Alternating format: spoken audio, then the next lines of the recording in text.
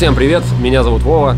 Сегодня я хочу вам рассказать о своем гольфе. Что, сколько стоило и как я докатился до такой жизни. Это Volkswagen Golf 2006 года выпуска. Я им владею с, по-моему, 2011 года. Машина была куплена как семейный автомобильчик, и ничего не планировалось, вообще ничего. То есть поменять диски, покрасить их в красный цвет, как это было модно в 2012 году. Кайфовать и говорить: у меня красные диски. Да, чувак.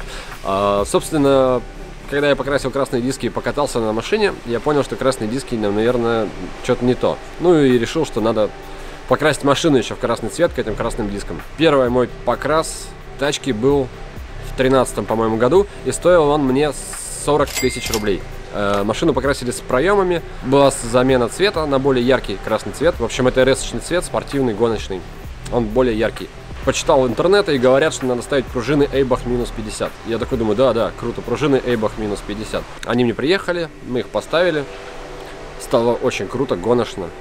Просто нереально. У меня тогда стояли колеса ЛМ красные. Красные пружины и красная машина. Идеально просто. Поездив так год, я познакомился с Борей, познакомился с Федей. У Бори была Audi A4. Она уже была в тот момент, когда я с ним познакомился, на пневме. Он меня покатал, и мне понравилось.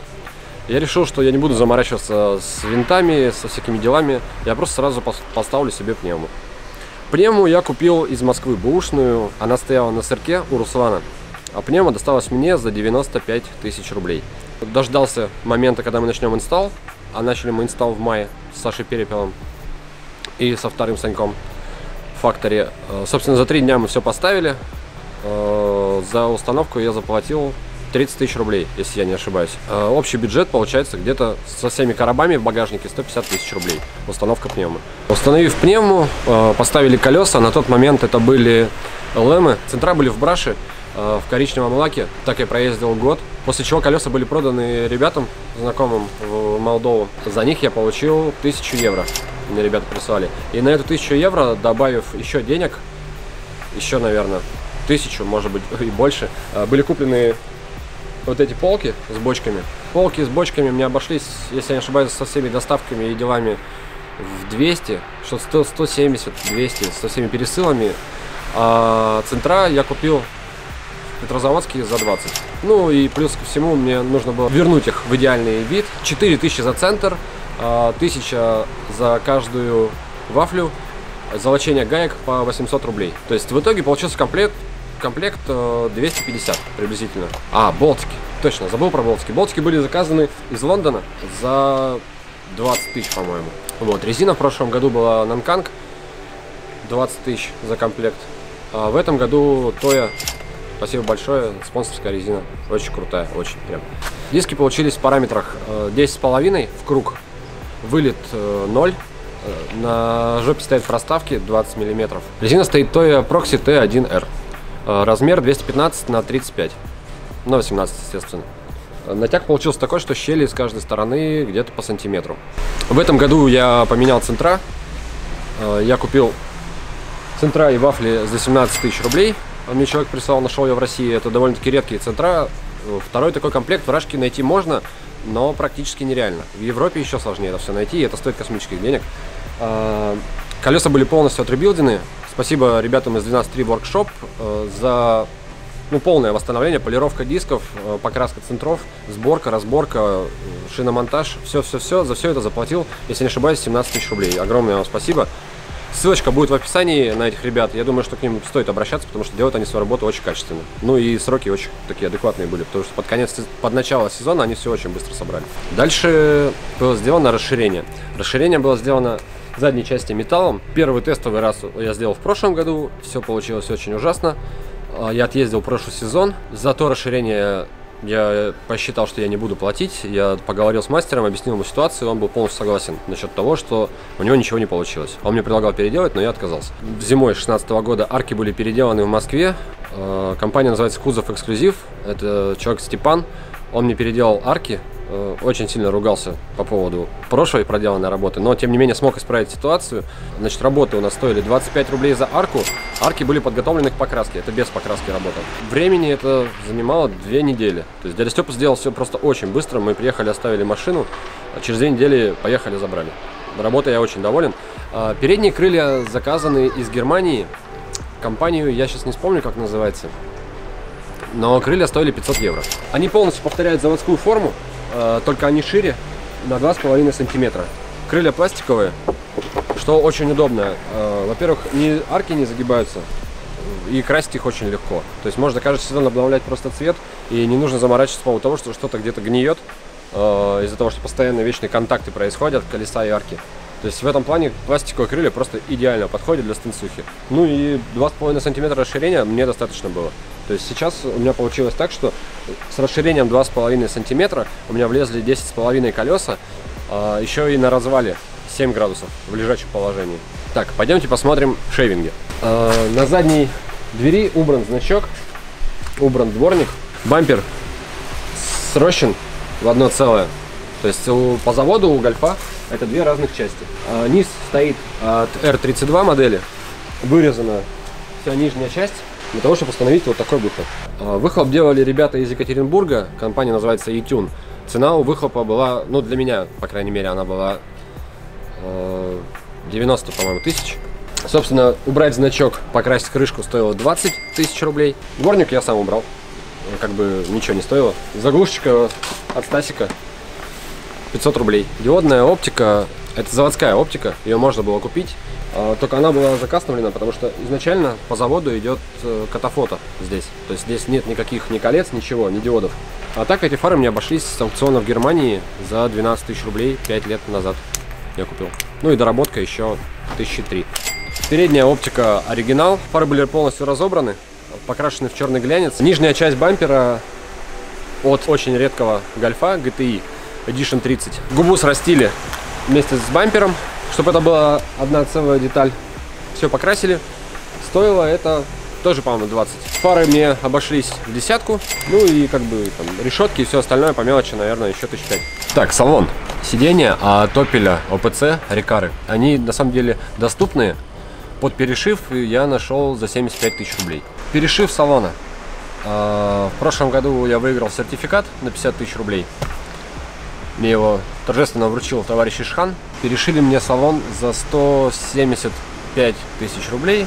То есть получается минус сертификат, 125 тысяч рублей я отдал за перешив. Коричневая напа это эко-кожа. Черная кожа это настоящая кожа. Перешиты сиденья, перешита торпеда, руль, карты, задний диван полностью, задние дверные карты и багажник. Перед тем, как шить салон, я решил, что нужно поменять некоторые вещи, чтобы немножко хотя бы обновить внутренний вид.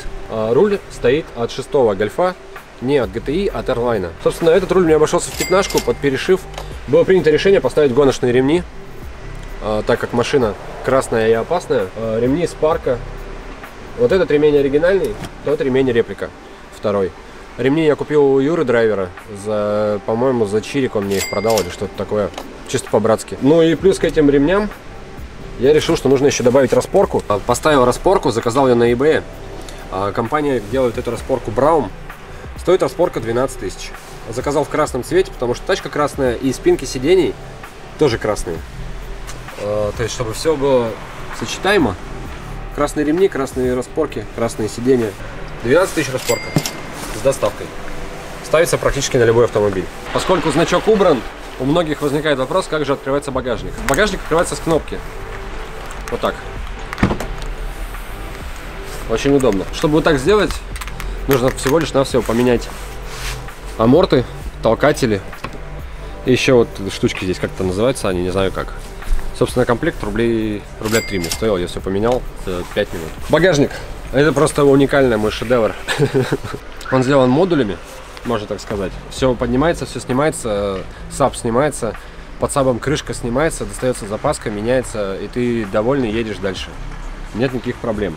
А в завершении хочу сказать, что мотор у меня стоит стоковый, стоит прошивка от Revo Stage 2. Стоимость прошивки приблизительно 30 тысяч рублей, точно я не могу сказать. Перед каждым сезоном кузов готовится, полируется полностью, покрывается керамикой, жидким стеклом, всевозможными восками. Этим занимается мой брат, компания Art Auto. Мне как-то один раз он считал, просто ради прикола, сумму за 7 слоев керамики, и там что-то там 5 слоев, еще чего-то. В итоге он мне насчитал 100 тысяч. Когда мы шагрень убирали. В прошлом году была полностью убрана шагрень с машины.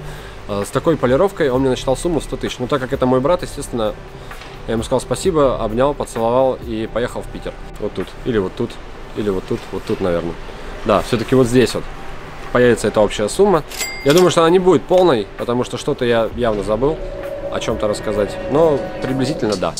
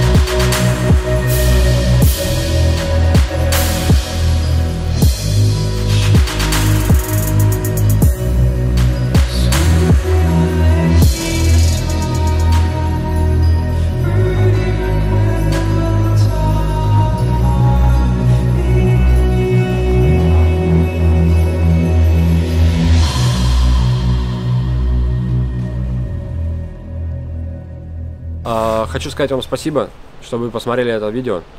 Спасибо, что вы поставили лайк. Спасибо, что вы подписались, нажали колокольчик. Ну и просто спасибо, что вы все терпите, смотрите и пишете отличные комментарии. Лайк. Пока. Бля, где моя собака? Подожди.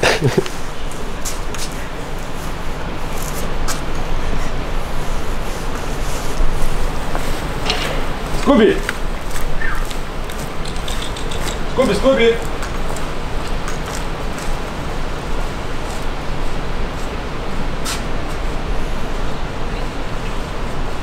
Бля, тут тоже нету ее.